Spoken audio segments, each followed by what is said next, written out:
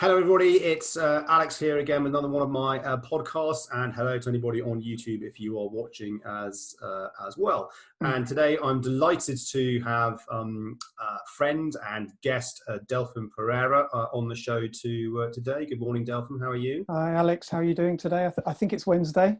Yeah, I think it is. It is Weird Wednesday, or whatever we want to call it.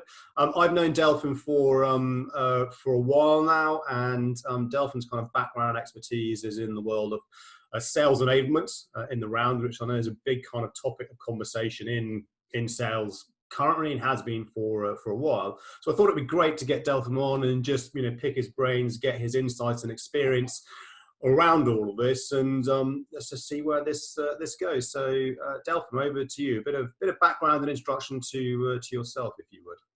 Sure. So, Delfim Pereira. I've been in sales leadership, and sales enablement roles for approximately 30 years. I've worked both within corporate organizations, but I've also worked for consulting organizations. So, had a huge opportunity to work with many B2B, B2C, and B2B2C clients. There are three things that I'm deeply passionate about in the work that I do. Number one, I like to help clients make the most impactful buying decisions because there's a lot of choice out there. I love to coach and mentor sales leaders to inspire greater discretionary effort from their sales teams, having been a salesperson once myself. And I love to help sellers effectively differentiate and be relevant to the. So we had a bit of an internet breakup there. What was that last bit you mentioned, the last point? So it's very much helping sellers. For me, sales is one of the toughest roles in the world. I've been a salesperson for many years myself. It's finding different ways to help sellers effectively differentiate and be relevant to their clients in a world of ever greater competition and commoditization. So those 3 points you've just raised, you kind of preempted my next question. Sure. Is that how you would describe what sales enablement is, or is there something more to it than those three points? So I think they are three of the very key components. I think you and I are both aware of a huge amount of research out there about why customers buy and why customers don't buy. Yeah. You research from organizations like CB Gartner, you'll know that clients are very often up to 2/3 of the way through the buying journey before, I'll use the word here, any meaningful interaction with a sales organization. So for example, clients can learn on their own because of the proliferation of digital information. Mm-hmm. So therefore, as an organization, you've got to be equipped to provide clients with some type of insight. If I'm a potential client and I can learn on my own, the last thing I need as a salesperson when I engage them to show up and tell me something I can find out on my own. So we very much talk about this concept of insight.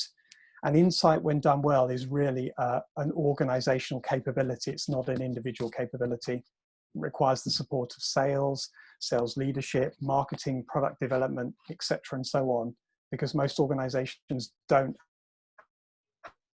have differentiation as much as they like to think they do.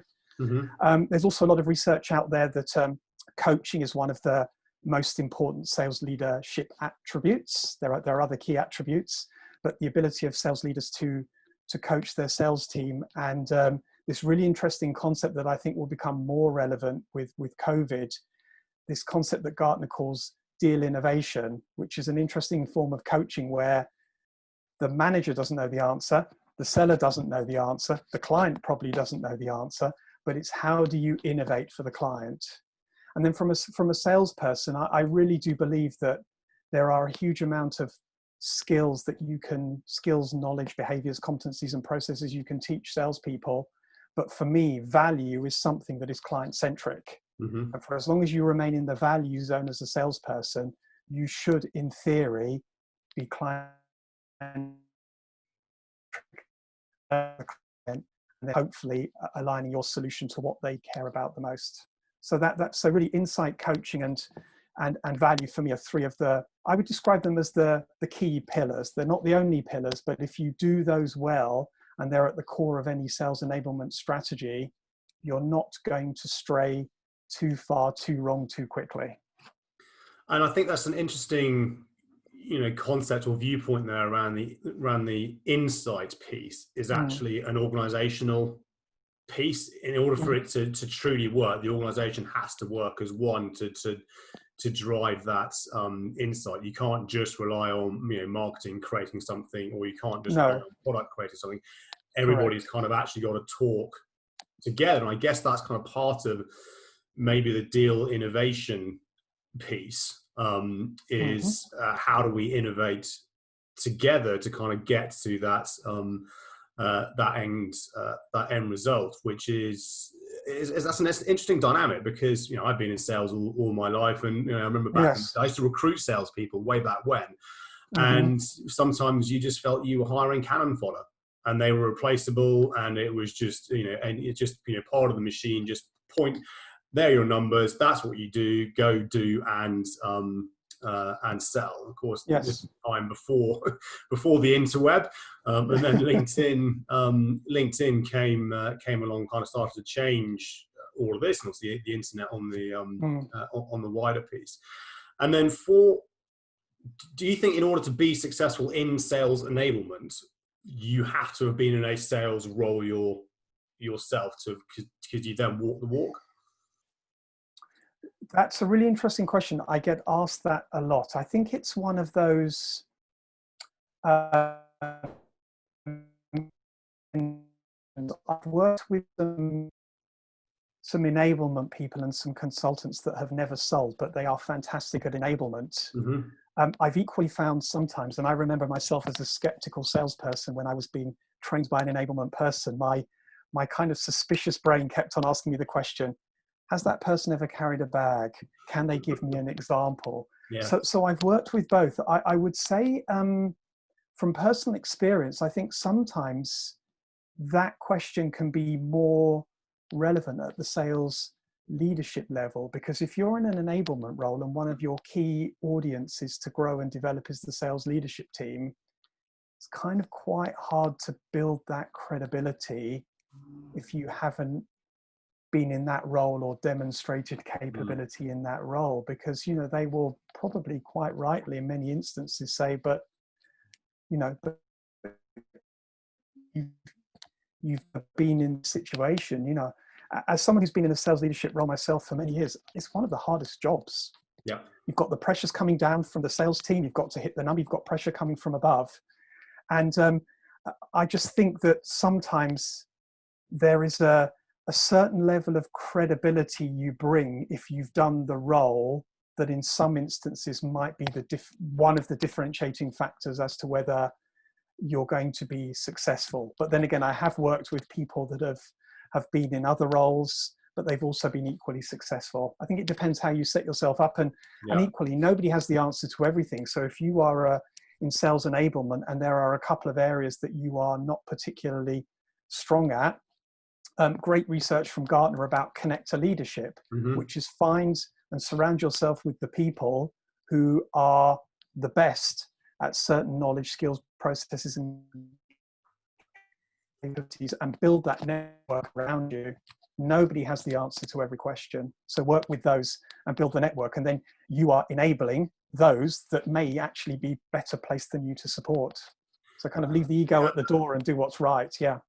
I think that's a really interesting concept, and again, that's where technology can help kind of support that through Yammer, which I think now is morphed into Teams. You've got Slack, you've got other products like Profinder, not the LinkedIn Profinder, a company called Profinder ending in A, that kind of do all this, because it doesn't matter what your role is. In my PwC, huge organization, law firm of around 2,000 people, big, JLL, 50,000 people, but you always would go to the people you always go to, because they're the people that you can physically see them in the office, or you have to bump into them at the water cooler.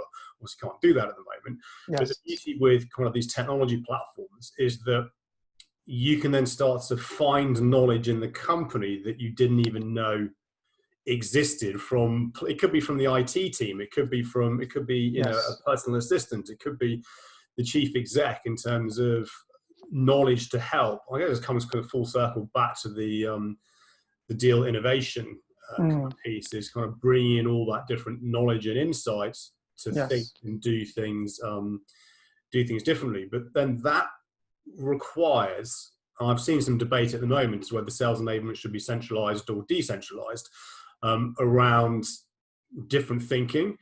And dare I say this in a polite way, there are some sales leaders out there who've been in the game for 20, 30 years, think they know it all, don't want to be told otherwise. Yes, I know some of them. Manage in a certain way that then that culture is then is pushed through the sales function to behave. Unless it's lawyers or accountants, you know, it's the same in terms of, well, I do what I do, so that's how they're behaving, so this is how I'm going to behave.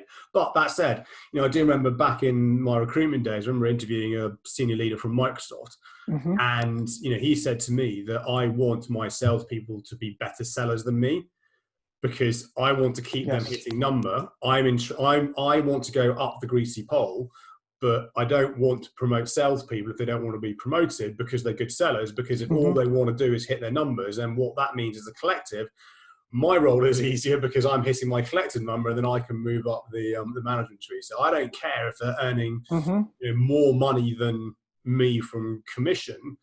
That means I'm doing the right job in motivating them to help us achieve the collective, which was, it was a rare occasion when, you know, back in the day where it was kind of the Glengarry, Glen Ross, greed is good approach to selling. So Alex, I received that advice as a young sales manager when I was back at Thomson Reuters, and I've always remembered that piece of advice was, you know, Delfim, hire people that make you look good. Yeah. And at the time I was hiring salespeople, and it's actually to celebrate and embrace that, because when you are a sales leader, your role changes. In a sense, as an individual contributor, you spent a lot of time coaching the deal, you know, if you were leading with insights, etc., and so on. And then you've got to take that shift to coaching the person who's going to close the deal, and it does require a different skill set. And I took that on board, and it actually helped me. It stopped that hiring bias that I think you mentioned earlier. You know, there's a lot of hiring bias where sales leaders will think, well, sounds like me, looks like me, but actually that's a recipe for failure in a sense, because you're going to be overweighted on certain strengths, and then there are going to be certain areas that you and many members of your team are not that good at. So I completely agree with you. Hire people that can do things better than you can do. But, you know, back to this piece around coaching and mentoring, your role is to help bring the best out of them as you onboard them and partner with them. Agreed, yes. Absolutely. And it's this kind of coaching and mentoring thing is that in itself that's not an easy thing to do. And it's kind of what I did internally, and then for the last kind of almost 4 years now, at the end of 2020, that this is, I kind of see myself as, you know, when people say, what do you do? It's actually more change management consulting rather than sales training or social media training or social selling training or whatever you want to do it, because it's actually that coaching the individuals to understand how to think and do things differently to actually still achieve the same output. I think that's what all of this is about for me, in terms of, if we just kind of strip sales back to what it is and it's fun in the basics, what are you trying to do? Start a business conversation with somebody to sell something. And that will remain true forever and a day until the robots take over. And you look at sales enablement automation and sales engagement technology, we can touch on that in a minute. What has obviously, for me, fundamentally changed is the process to get to that same output. So in my recruitment days, when, you know, leading with insights, all that kind of stuff, leading with insight was my 30-second elevator pitch when I got through. Yes. And the reason I was calling from a recognized brand, so I hadn't heard of Alexander Lowe, but I've heard of Michael Page International. So I'm going to give you another 30 seconds on the phone to give you a pitch and see kind of what's what's what. You fast forward to today, and don't get me wrong, cold calling still has its place. There is still a place. There's still a market where absolutely it's the place to do and the thing to do, and it's the right thing to do. But at the other end of the spectrum, when you're doing, kind of, dare I say, our world, bigger, more complex, high value propositions, you have to take a completely different approach, which requires a fundamentally different skill set, dare I say, in selling. So it's, and I dare I say, when you're working with a lot of companies still, there is still this, even with the dare I say, the younger generation, there is still this kind of point at that number, hit that number, that's all you focus on, and do that over a quarterly or a monthly basis. And I know that there's some, EY have been publishing some stuff on this. Andrew Huff from the Association of Professional Sales have been publishing stuff around, money is actually one of the worst levers to get people to do things. Then on top of that, you have all these different technology platforms and things to do. And again, the clients should remain nameless. Some of their AEs are like, do you want me to spend time inputting stuff, or do you want me to spend time selling? You make the choice here, because if you want to manage me by inputting stuff, I can spend all day inputting stuff, but then I can't actually do what you're paying me to do, which is go and have conversations with people. I'm sure I've used that line many times in my career, Alex, to my boss. Yeah.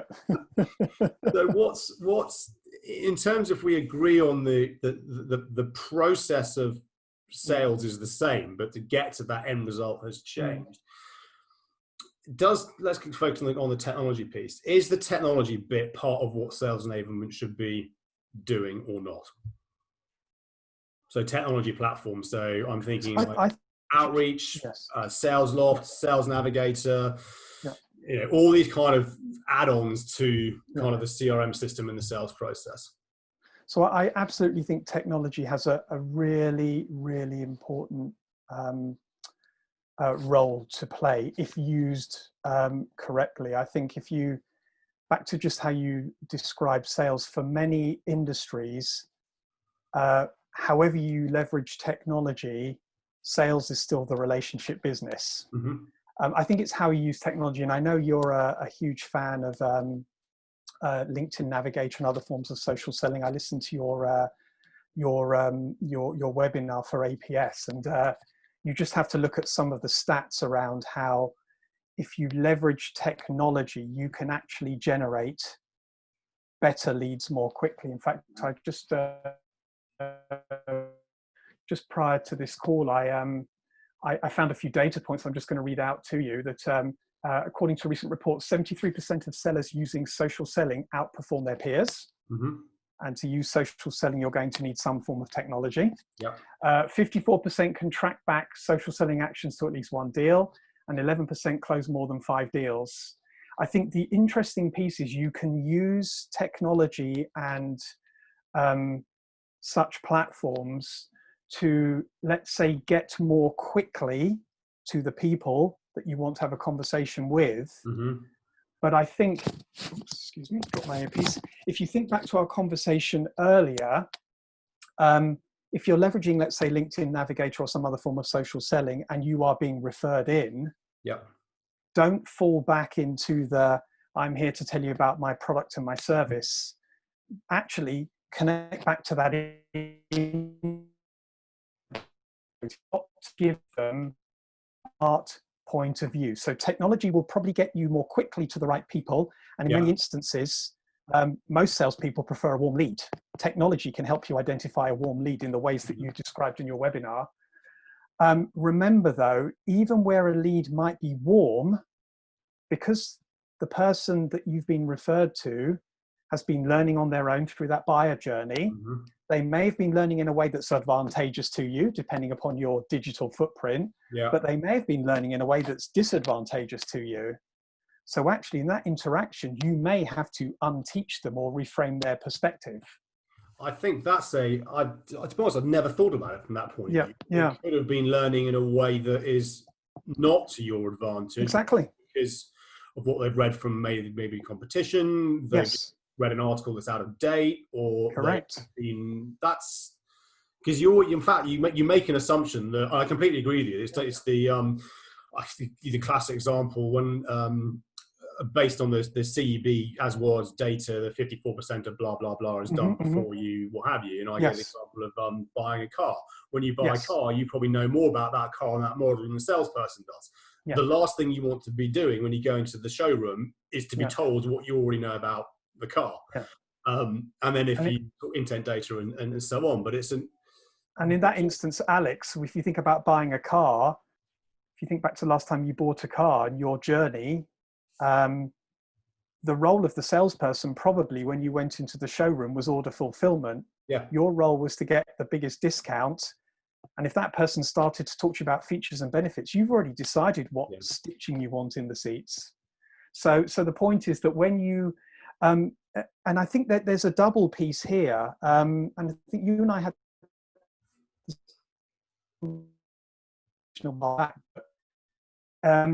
when you think about referrals, are you going to ask the contact to refer you, or are you going to equip that person to start the conversation on your behalf? Because they will, at that point, probably still have more credibility than you. So in a sense, it can't just be, oh, hey, this person, John at Microsoft, I'd like to have a chat with them. I think you need to partner with the person who's going to refer you in to start to shape that point of view. Because initially, well, actually, first of all, number one, that person is more likely to interest the person that you want to talk to. And secondly, they're more likely to shape it or start that process of unteaching. So I think it needs to be thought about in that point of view. And then I think, you know, as you are, I guess, as a sales leader, setting up your sales team, it's good to think about how your sellers and their use of technology, etc., and so on, should be reflected into some type of measurements or key performance indicators, because we all know that, you know, the top three are hit your number, you secure renewals, etc., and so on.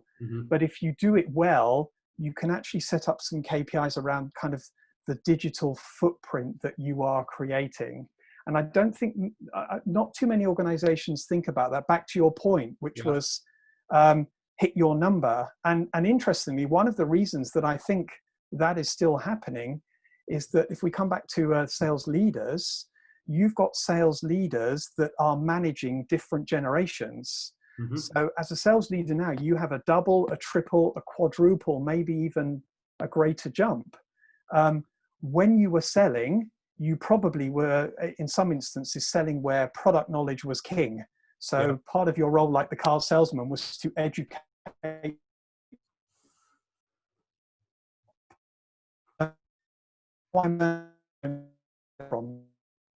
You're now likely, I think it's, I'm thinking back to Andy Huff's email, I think it was something like 48% of the workforce today are millennials. Now, I don't know what percentage of millennials are being managed by millennials, but you know, because millennials have different preferences and bias and want education, etc., and so on. But if you're a manager and you move from kind of the product selling to the to leadership, your coaching style is likely to be, number one, a bit outdated, and number two, you don't actually understand the preferences. And I spoke to one of the first things I did when I moved into sales enablement was take an ICF coaching accreditation, because I knew it was going to be critical for me. And I remember asking my ICF coach, why is it so difficult for sales leaders to be good coaches? And I sort of asked the question and the room went silent, kind of waiting for the verdict and the judgment. And she said to me, I think it's because they are gifted in the art of persuasion, and it's one of the hardest skills to unlearn. So you've basically got sellers being set out to hit the number, no kind of thought, just hit the number, don't care how you hit the number. So they're probably not being encouraged to experiment and measured on some innovative social selling technology strategies that we know yield results. They haven't got the skills to coach them because they've never sold to this degree of complexity. And then you've now got the situation with this, you know, this piece around COVID, where a lot of sales managers were used to measuring productivity and were their salespeople doing all the right things. by patrolling up and down the office. And now they've suddenly we've all been moved into this digital world. How do you determine what good productivity looks to each other through a screen? And I know some sales managers that are really struggling with that because they haven't got those physical cues, because that's how they grew up and that's how they were managed. And then you've got, clients, what do we do now? We've got this really interesting situation around COVID, and sales leaders, like salespeople, are all struggling with the same things. I've been furloughed. Am I going to lose my job? My clients, am I going to lose my clients? And we hear about these, we've got to be empathetic with our clients and all of these great things. But interestingly, a salesperson can walk into a very damaging situation unintentionally. And again, I still remain very fascinated with the Gartner research, having worked there for 5 years. But there's a school of thought that now says, and I believe I heard it on a couple of APS webinars, that probably the most damaging question you can possibly ask a client is, how can I help you? Because many won't know. And in the absence of not knowing, they will probably say, oh, can you extend my payment terms, or can you give me a discount?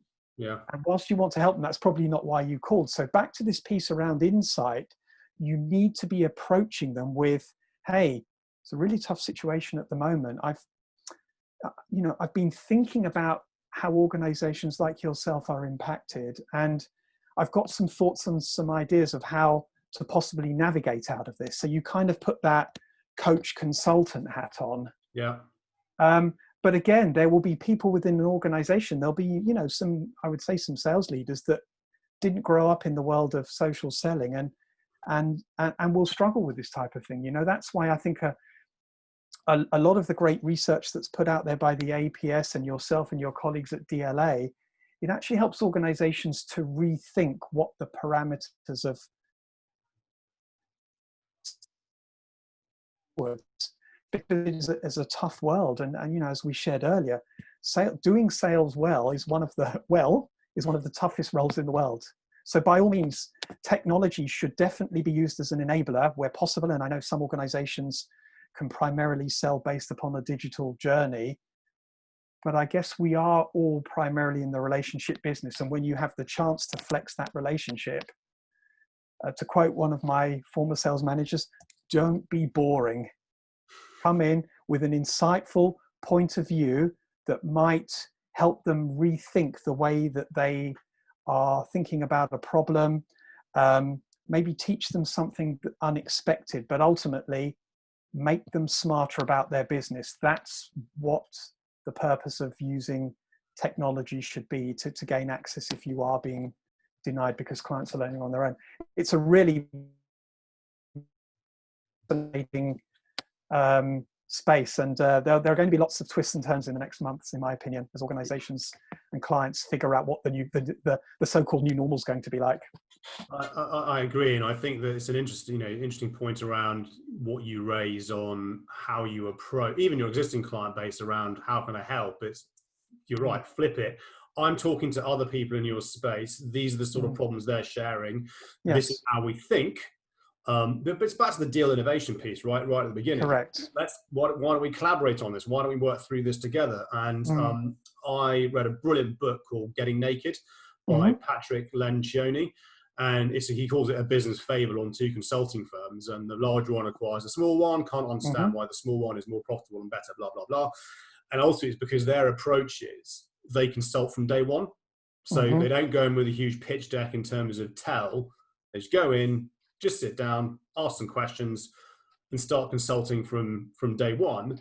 And what that enables the client to do is then get a sense of, this is how we operate.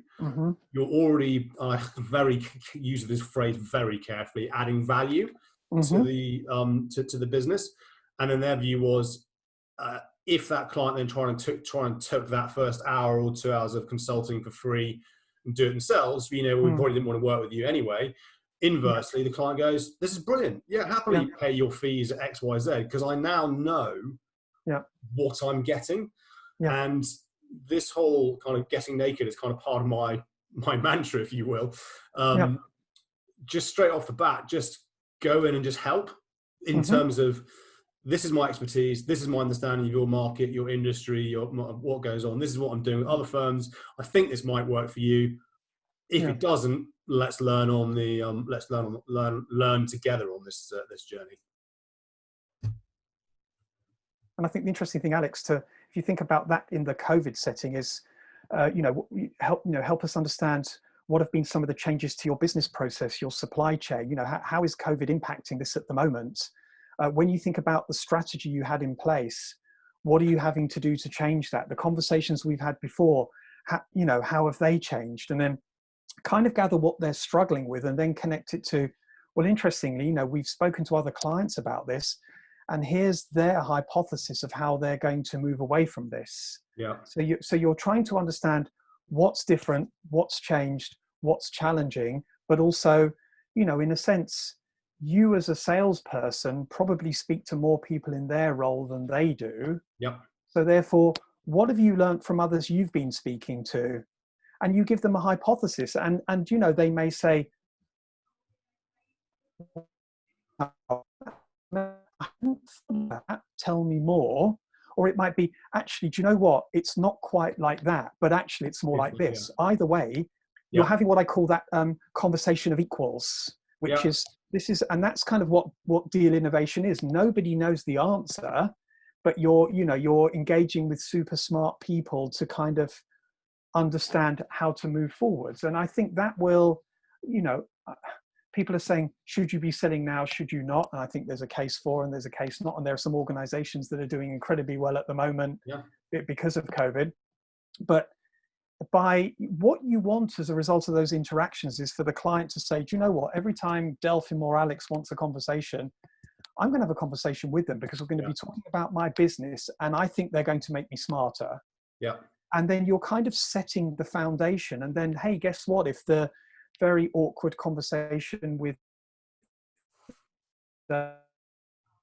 takes place about products and services they need to cut costs, you're probably less likely to be on that list because you are not viewed as you're viewed as a trusted partner, not a transactional vendor who can actually maybe help them get out of the way. And you will have also reasserted the value of what you're providing if it's an existing client. So it's a very kind of delicate balancing act, but I think it's still good to adhere to some of those principles around being client-centric and insightful in everything that you bring, even if there's not an immediate opportunity. That might be 3 or 4 months down the road.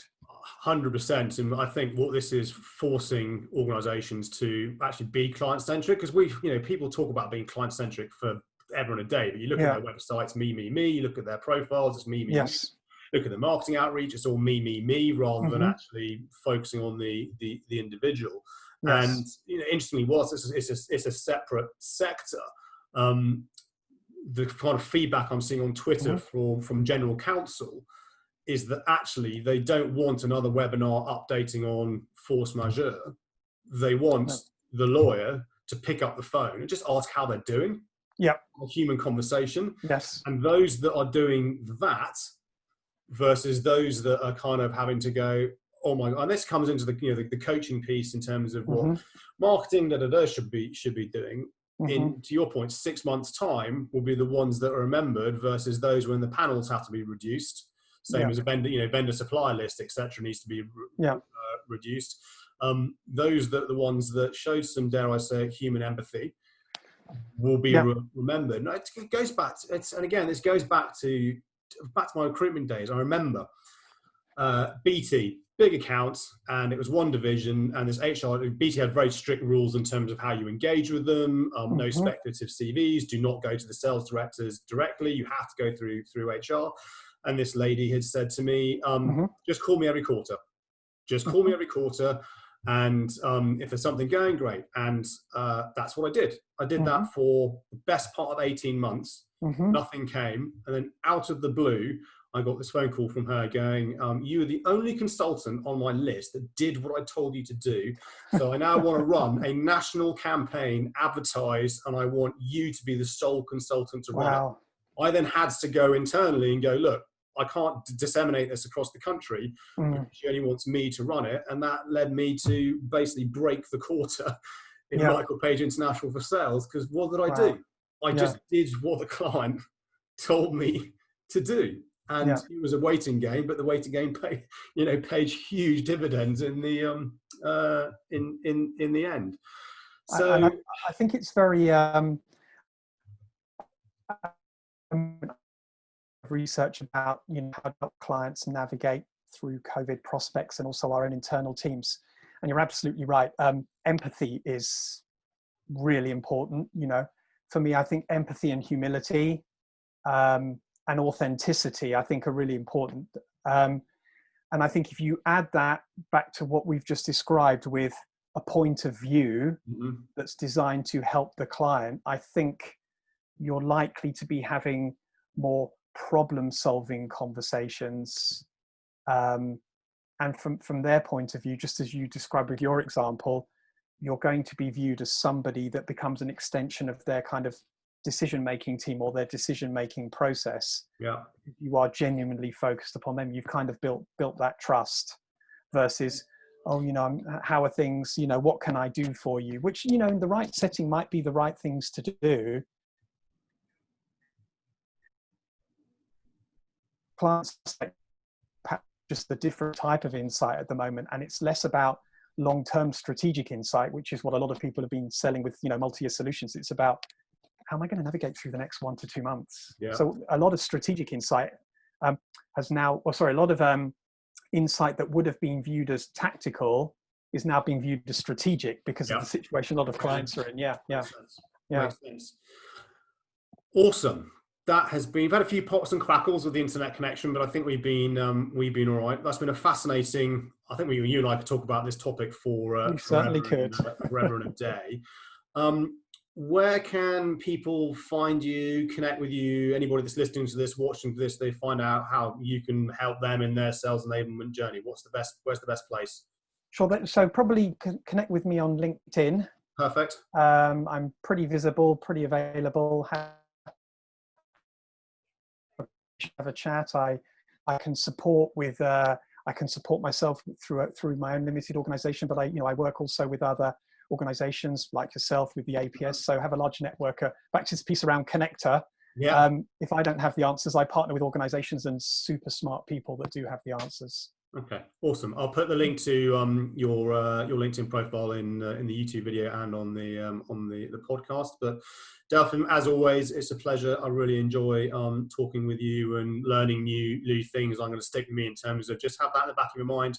They may have learned in a way that's disadvantageous to you rather than advantageous, and you may need to unteach the hypothesizing around. Well, this is what other clients have said. Do you think this, to help kind of lead and guide the conversation? I think for me, those kind of 2 points really stood out. Everyone, as always, thank you for tuning in. Really appreciate the support. If you want to be on the podcast, you know what to do. Just hit me up, find me on whatever platform. Mention this if you're reaching out to Delfim, but otherwise, Delfim, thank you very much. Thank you for the time, Alex. Always a pleasure, and really enjoy partnering and working with you, and love listening to you when the kind of the roles are reversed, as Brilliant. I have done on many occasions. I appreciate it. And everybody, I will see you next week with another guest. But until now, stay safe, keep well. Thank you.